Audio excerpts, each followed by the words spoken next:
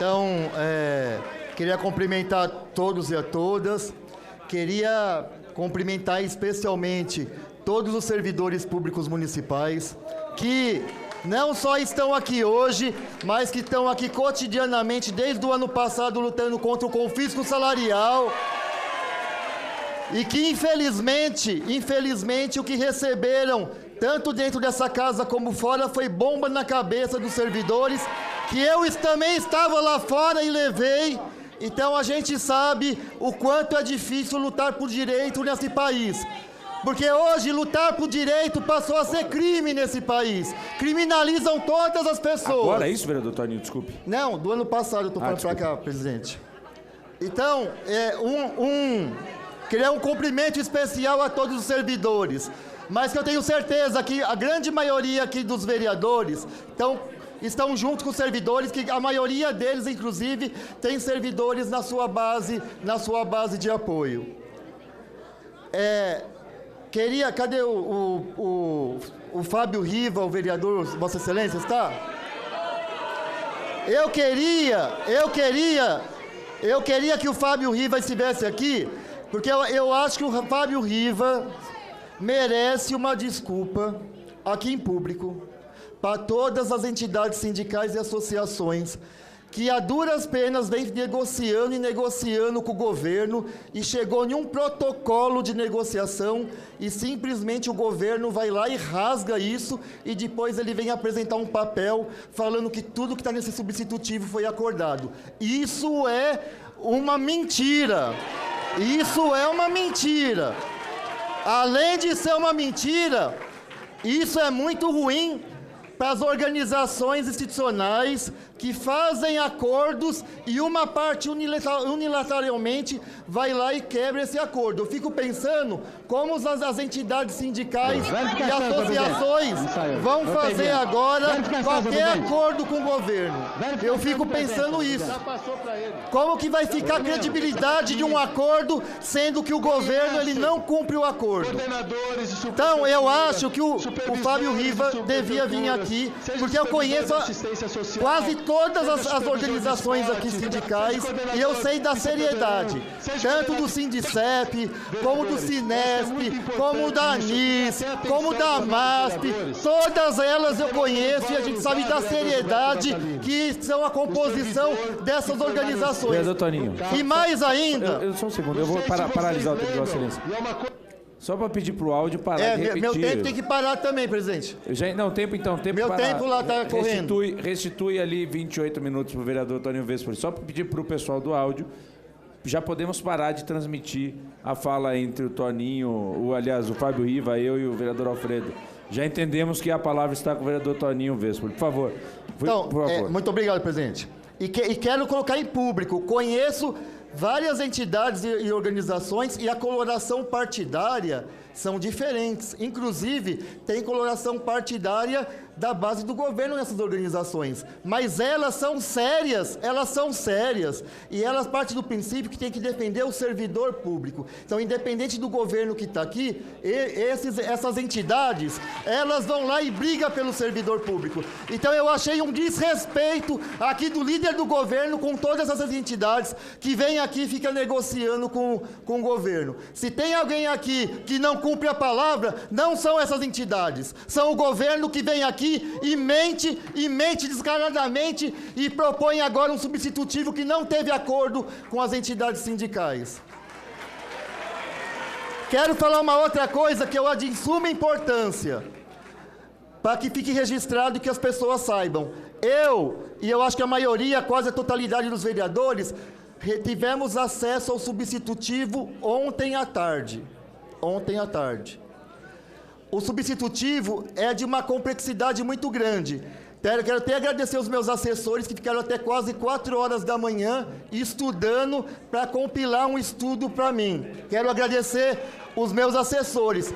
Agora, a complexidade é tão grande que tinha ponto na discussão com os meus assessores que falava assim: Toninho, essa parte nem eu entendi direito. Por quê? Porque vai se votar uma coisa aqui, a toque de caixa, que foi entregue para a gente ontem à tarde. Inclusive, eu pedi os anexos desse projeto, até agora eu não tive acesso aos anexos do projeto. E eu também pedi para o líder do governo os anexos desse projeto. Eu quero saber se os vereadores e as vereadoras aqui tiveram acesso a esses anexos do projeto, ou se não, nós vamos estar votando um PL que parte dele a gente nem viu. É isso que está acontecendo aqui. E se tem algum vereador aqui que recebeu os anexos, por favor, me apresente. Que eu acho que não, né? Talvez estão imprimindo em algum gabinete rapidinho agora para me mostrar. Talvez aconteça isso, mas os anexos não vieram ainda na minha mão, pelo menos, né? Uma outra questão que eu acho que é importante falar eu acho que tem que fazer esse resgate. O Cláudio já fez, mas eu vou fazer de uma forma talvez um pouco mais popular. Como nasceu o PL 616? Como nasceu? Foi da greve dos servidores da educação ano passado, não foi? Que o pessoal, depois as entidades sindicais continuaram um processo e conseguiram uma negociação.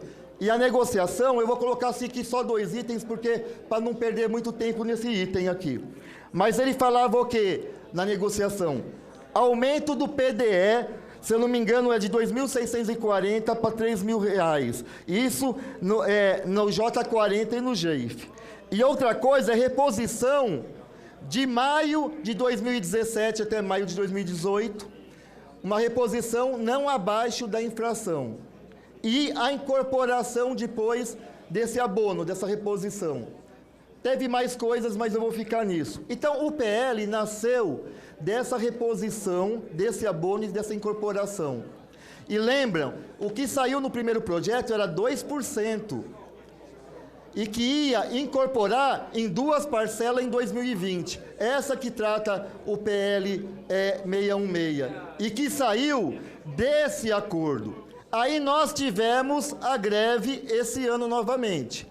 E o governo, para parar a greve, ele apresentou uma pauta para os servidores, dentre elas o abono de R$ 200 para o nível básico e 300 para o nível médio.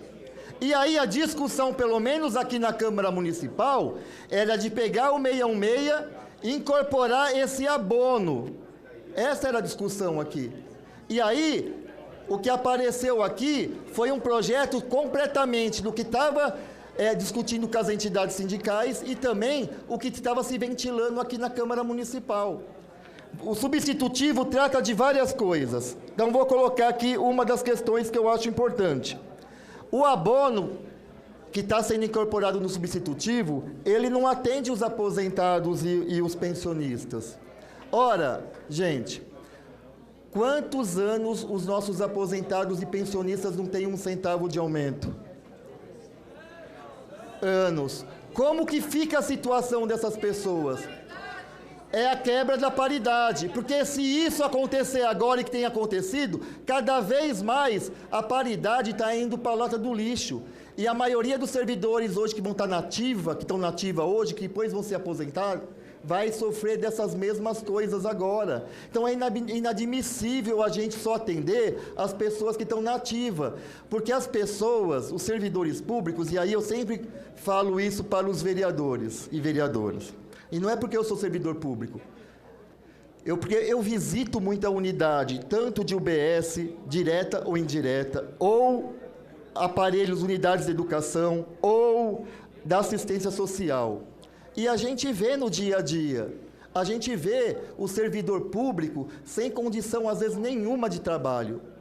Mas nenhuma de trabalho. E muitas vezes tem de tirar o dinheiro do bolso para fazer aquela sessão, né, ou aquele trabalho pedagógico, ou o que for, e ir para frente. É assim ou não é?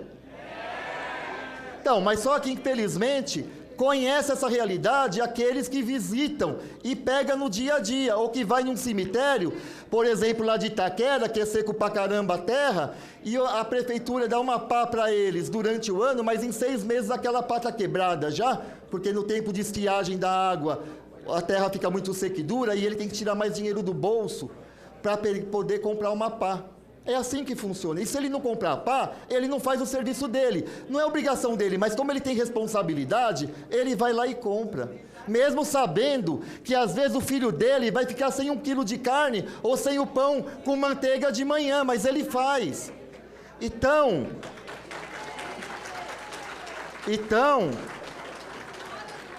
a gente tem que olhar e falar assim, olha, além de ele já passar por tudo isso, e quando ele for se aposentar, eu sempre falo desse jeito, desculpa o palavreado, mas o servidor sai com uma mão na frente e outra atrás, porque não tem fundo de garantia, e agora lá no Senado, estão acabando com a nossa estabilidade, só que a estabilidade não veio de graça para o servidor público.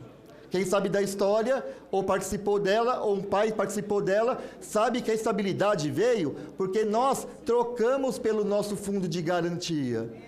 Então eu pergunto para aqueles que querem acabar agora com a nossa estabilidade, vão colocar o fundo de garantia de novo no lugar? Ou não? Porque o que não dá é não ter nenhuma assistência para o servidor que não tem direito a nada. Além do hospital municipal estar ruim, ele também não tem direito a, quando for mandado embora, porque isso também está acontecendo, a um auxílio-desemprego. Então, o servidor, ele sai com uma mão na frente e outra atrás na hora da aposentadoria. E aí, confiscaram o nosso dinheiro da aposentadoria. E mais ainda, é na idade que a gente mais precisa da assistência social do Estado e de um salário para a gente poder passar, eu vou falar assim, mas desculpa o linguajar, é que eu sou mesmo da periferia, né? Uma velhice com uma certa qualidade de vida. Porque eu que sou da periferia, para os aposentados só serve o boteco, a igreja e mais nada. É isso que tem na periferia para a gente, depois que se aposenta. Ou o boteco ou a igreja. E ainda bem que tem o boteco e a igreja, porque senão não ia ter nada. Nada. Então, eu estou falando tudo isso daqui, porque às vezes eu escuto um discurso de parte da sociedade que servidor público é tudo marajá. Servidor público é os males do Brasil. Não é isso? Só que eles vão lá e colocam aquele 1% de servidor que tem muito privilégio e que nós também somos contra, mas eles querem generalizar para a sociedade que os 100% tem todos aqueles privilégios que aquele 1% tem. Então, e aí assim, eu vejo algumas redes de canal de massa, de televisão, vendendo isso para o povo também, né? Ou eles são ingênuos, ou estão a serviço de alguém. Eu acho que estão em serviço de alguém. Mas o problema é que a população vai comprando que servidor é tudo marajá. É isso que está estabelecido na nossa sociedade. E aí, a maioria do pessoal não sabe que as pessoas, por exemplo, de ensino básico, do nível básico, depois de trabalhar 3 anos na prefeitura, às vezes, com a gratificação, está ganhando R$ 1.400, R$ 1.300. Aí vai o prefeito falar na televisão que professor tudo ganha R$ 10.000. Aí eu quero a minha diferença, porque eu entrei na prefeitura ganhando R$ 2.400, mais ou menos. Então eu quero que o Dória, na época que era o prefeito, restitua os meus R$ 7.600 mensalmente, porque se não veio para o meu bolso, não veio para o bolso dos servidores, foi para algum outro bolso. Então, assim, a mentira nesse país, falada várias vezes, vai virando verdade. E por isso que às vezes eu venho aqui, outros vereadores também vêm aqui, fica falando as mesmas coisas. Eu acho que tem vereador já enjoado desse meu discurso e discurso de alguns outros vereadores. Mas a gente tem que estar falando o tempo todo, porque a mentira que é colocada na grande imprensa vai fazendo a cabeça de um monte de gente. E aí... mas aí, alguns que mentem na televisão, igual o Dória que mandou falar essas mentiras, nós entramos com um processo contra ele, E até agora nós estamos ganhando. Tanto é que várias pessoas da Secretaria de Comunicação da época do Dória está com o seu patrimônio congelado porque não pode gastar, porque eles estão respondendo por mais que 8 milhões se eles perderem a ação que nós entramos.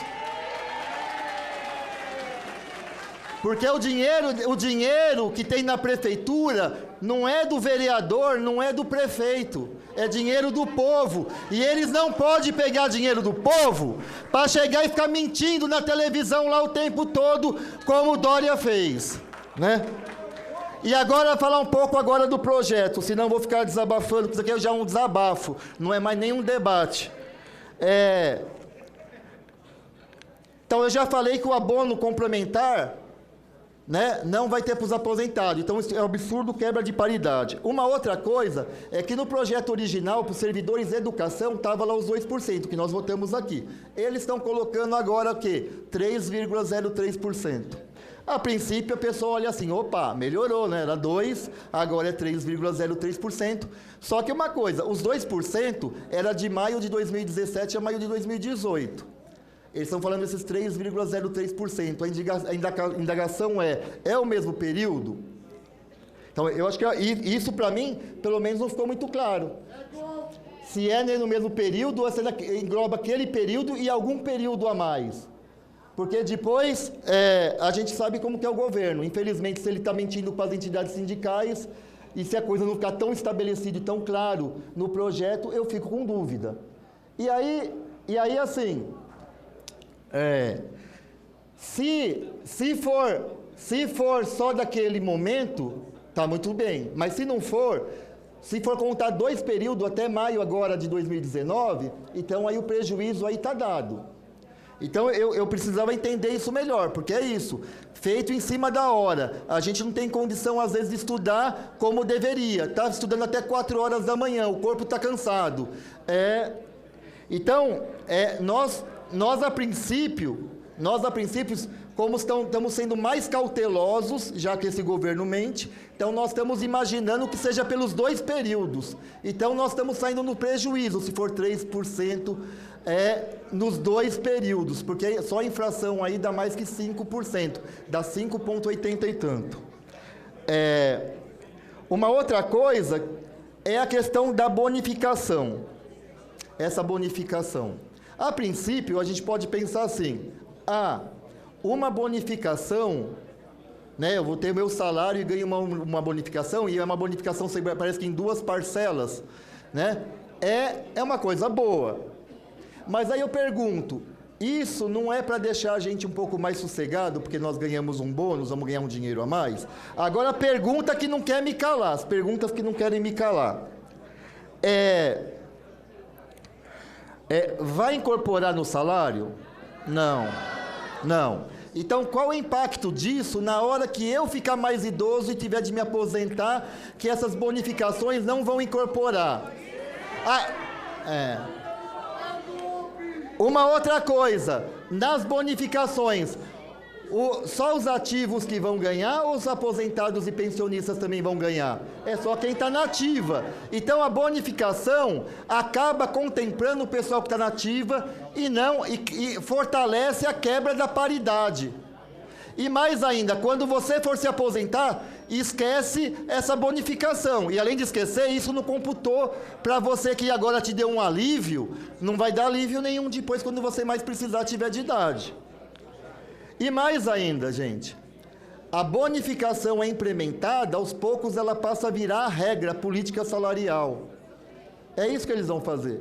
Veja o que aconteceu no Estado. Eu fui professor do Estado categoria O. Aqui eu tenho certeza que muitos aqui, mesmo professor municipal, está com um vínculo também lá no Estado. E como que está a situação da meritocracia no Estado? Eles acabaram com a educação pública estadual de São Paulo. Os nossos professores estaduais são verdadeiros heróis e estão aguentando tudo que aguenta desses 20 e tantos anos do governo do PSDB e que agora aguenta o pior deles, que se chama o governador Dória. É isso que está acontecendo lá no Estado. E aí depois não adianta vir falar que a educação está ruim, porque eu visitando bastante unidades, por exemplo, a gente vê a vulnerabilidade que os nossos alunos estão, porque a escola não tem dinheiro suficiente para separar até a secretaria, para ficar isolada do atendimento das pessoas. Muitas vezes, para acessar a secretaria, você tem acesso às crianças. E aí depois acontece alguma coisa, aí fica aquela comoção nacional. Eu não quero comoção nacional. Eu quero dinheiro e investimento para resolver esse tipo de problema. Então o que eu estou querendo falar é que para resolver os problemas e ter política pública de qualidade, nós temos que ter servidor bem pago e bem formado, inclusive com formação continuada, e que tem que ter as condições de trabalho para esses servidores trabalhar. Aí você vai ver cada vez mais a política pública funcionando. Agora não adianta a gente tampar o sol para a peneira aqui, vir com ideias mirabolantes e falar que, olha, não, o problema é professor que não sei o quê, que vocês querem atacar agora professor que tudo. Agora professor virou doutrinador também aqui nesse país, né? Só nesse país.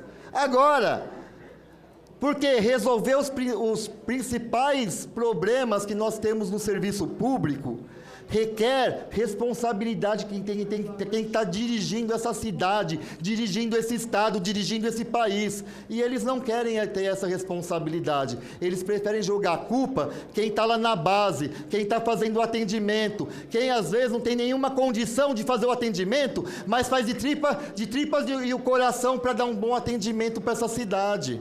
É isso que eles não querem discutir. E aí, eles vêm com essas conversinhas de tudo que é jeito para querer desqualificar o serviço público. Porque eles não querem colocar que a responsabilidade é deles. É deles que estão acabando com o serviço público, terceirizando o serviço público e privatizando o serviço público. Porque é mais fácil fazer a maracutaia nos contratos aí desses serviços ser terceirizados. Ou não é isso que acontece? Ou porque não tem fiscalização nessa cidade para as OS da saúde? Porque muita gente ganha dinheiro com a falta de fiscalização. É por causa disso. E aí eles não querem fazer um debate para valer. Aí sobem aqui para falar, não, o serviço terceirizado é melhor, o terceirizado só não está funcionando porque a gente não tem fiscalização, mas o meu governo vai colocar fiscalização. Escutei isso do governo passado, desse governo, e ninguém quase põe a fiscalização. Vamos falar a verdade aqui. Quem é servidor público vê isso. Então, inclusive, queria também falar para o vereador Riva, porque ele falou que eu e a bancada do PT na legislatura passada votamos a favor do 0,01. Eu fiquei quieto ali porque eu não sou de fazer barraco. Vim da periferia, mas eu tenho educação, presidente. E não faço barraco. Mas aqui, a minha voz, no meu tempo, eu posso falar que o Riva está sendo desonesto, porque eu que apresentei o projeto para acabar com o 0,01 no governo do Haddad.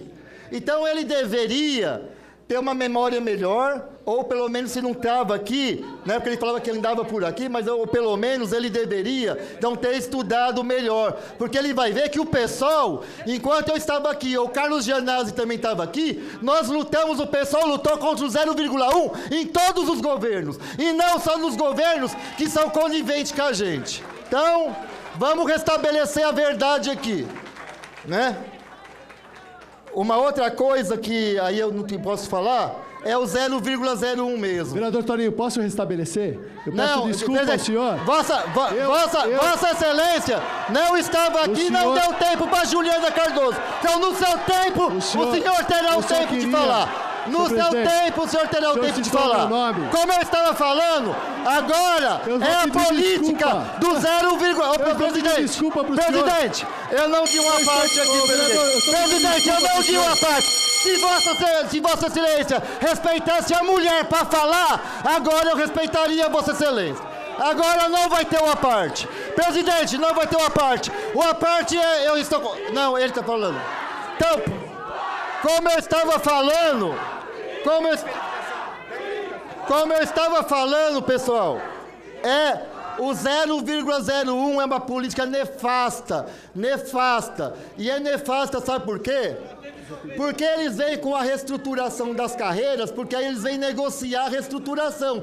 Porque é na reestruturação que as pessoas acabam tendo algum tipo de aumento. Só que eles dividem todo mundo. Põem o ensino básico e médio contra o pessoal do universitário, como aconteceu no subsídio, ou foi ou não foi? Então, eles dividem todo mundo, porque quanto mais dividido, é mais fácil para governar.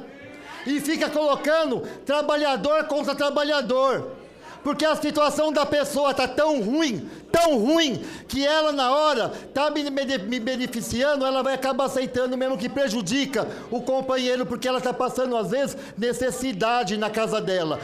Às vezes o filho dela não tem o pão para comer, e ela vai olhar, é claro, pelo seu filho. Eu não estou aqui prejulgando os servidores que acabaram, às vezes, caindo em um negócio desse. O que eu estou falando, que eles sabem muito bem o que eles estão fazendo, que é dividir todas as categorias, porque é mais fácil na reestruturação colocar uma derrota individual. E aí eu vou falar do pessoal do ensino básico e médio. Já não era para ter saído a reestruturação? Cadê a reestruturação do ensino básico e do ensino médio? Por quê? Porque eles sabem que divididos é mais fácil enfrentar só o ensino básico e o ensino médio agora. É isso que eles fazem.